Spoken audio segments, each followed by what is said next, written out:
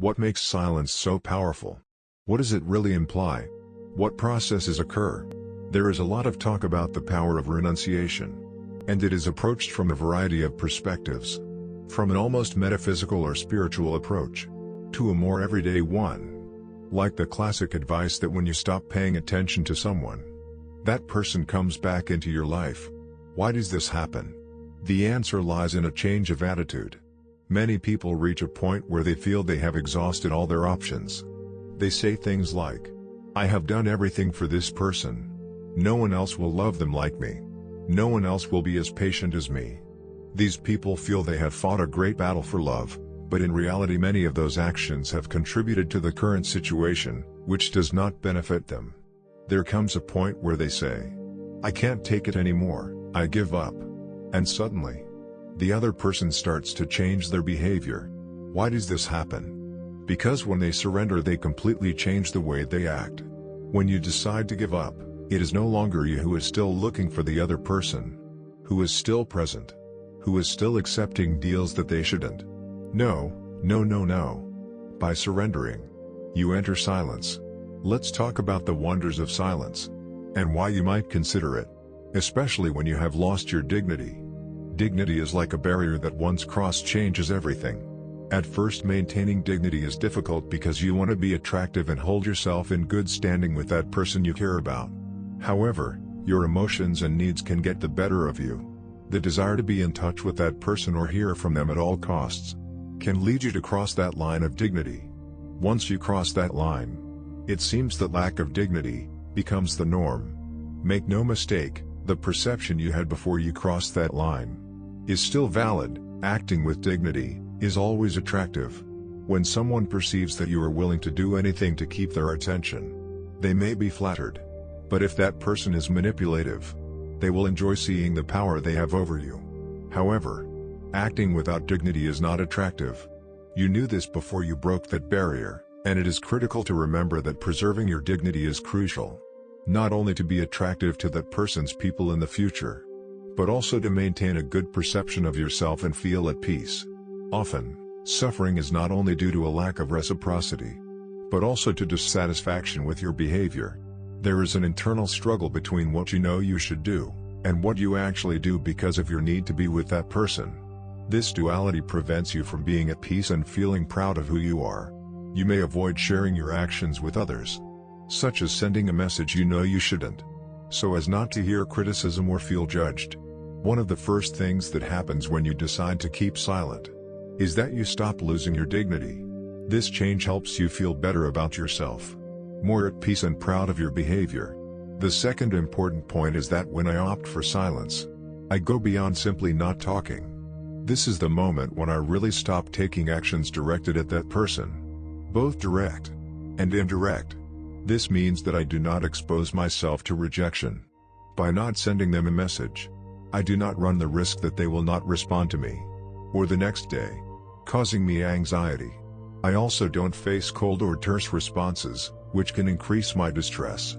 When I don't post something on social networks in the hope that he will see it and react, I save myself the weight and the disappointment of him not doing so. By eliminating these actions, I free myself from the stress that comes with being on the lookout for his reactions. This reduces anxiety and keeps me from getting emotionally hooked like I'm playing a slot machine, where a small reward makes me feel good, but the absence of response leaves me in agony. To regain my dignity, I first need emotional peace. And to achieve that peace, I must stop participating in this constant attention-seeking game. By cutting off these behaviors, I give myself the opportunity to disengage, and to rebuild my emotional stability. In many cases, when you decide to stop trying to communicate, you eliminate the possibility of being rejected and therefore, you no longer feel rejection. It's simple. You can't lose a game from which you have withdrawn. Besides, something fundamental that happens is that the other person begins to respect you again. It has always fascinated me to understand the why of things, since understanding it helps us to move forward. One of the first things I used to think was that the other person's respect was immediately regained. But on deeper reflection, I see that this is a consequence of other factors. When someone does not respect you, he treats you badly because he feels he can. The lack of respect originates in the moment, when you yourself trample on your dignity, and allow rejection repeatedly. At the first sign of rejection you should withdraw, but if you don't, respect is lost. When you stop constantly looking for that person, and not sacrificing your dignity, with time, the image he has of you is restored and respect returns.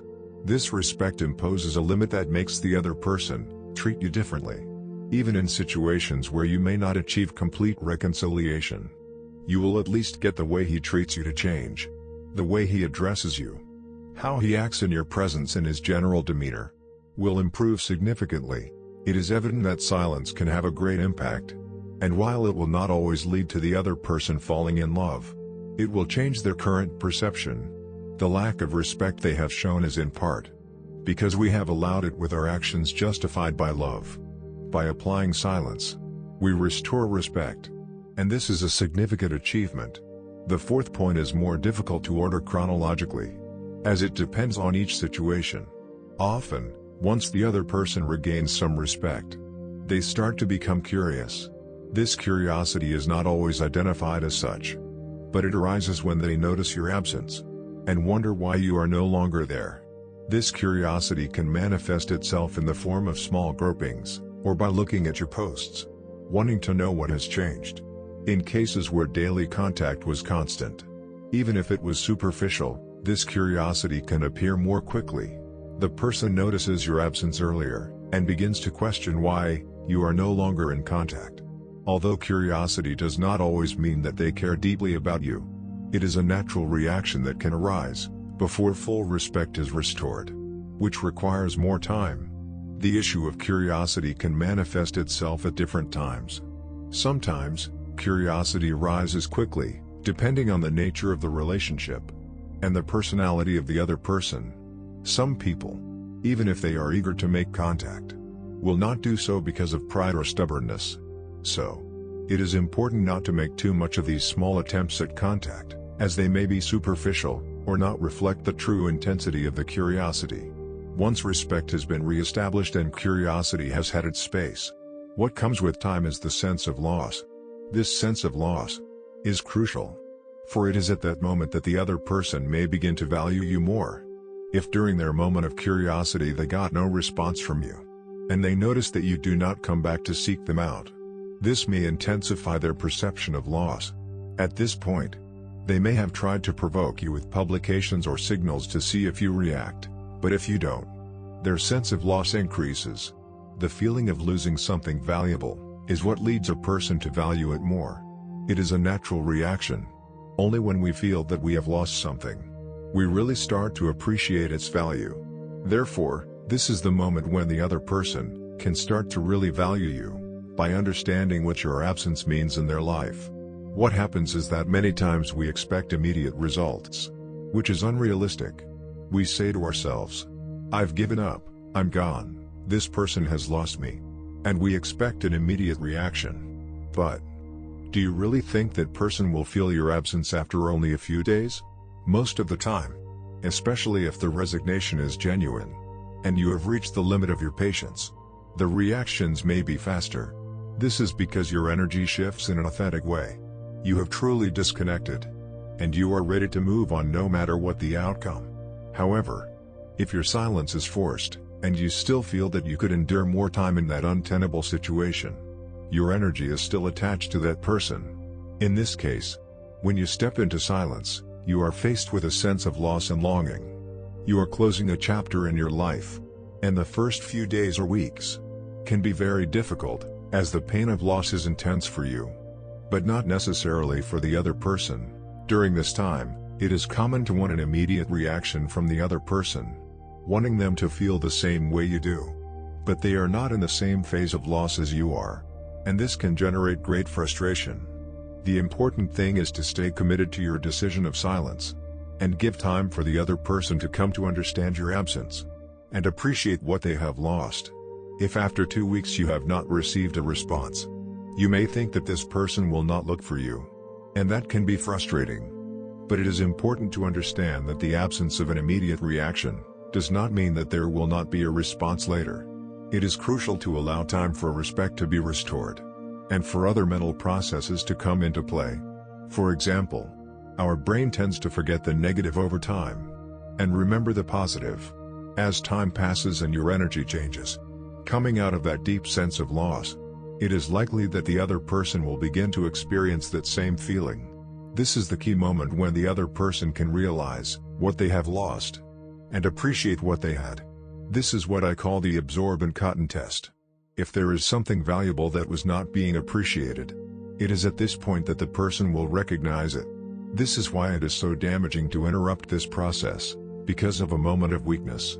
Just when things are going well and you are absent, the other person might be starting to really miss you. Fears and doubts may rise, wondering what would happen if she contacts you and doesn't hear back, or if she discovers that you have moved on. These thoughts are good because they indicate that she is beginning to appreciate your absence. However, if you decide to contact on impulse, especially in a moment of emotional slump, you could ruin all progress. It is like opening the oven prematurely and letting the cake deflate. That is why it is essential not to interrupt the process. If you decided to take a step back and you have not received any signals from the other person, stand firm in your decision and do not seek contact. Remember that it can take a long time before things change. If a long time has passed and you feel that the other person has understood that he or she has lost you but has not come looking for you, and you still do not find inner peace, it is not necessarily wrong to seek closure. Imagine that several months have passed, and even though you know that you should focus on yourself, you don't manage to move on. In that case, you may feel the need to get a final confirmation, even if it is in the form of rejection.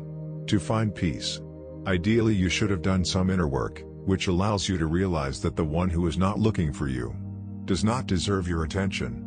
You must understand that you have given enough, and you don't need any more confirmations of rejection. Ideally, once you decide to walk away, trust that if it is meant to be, that person will seek you out eventually. And if they don't, it's because they weren't meant for you.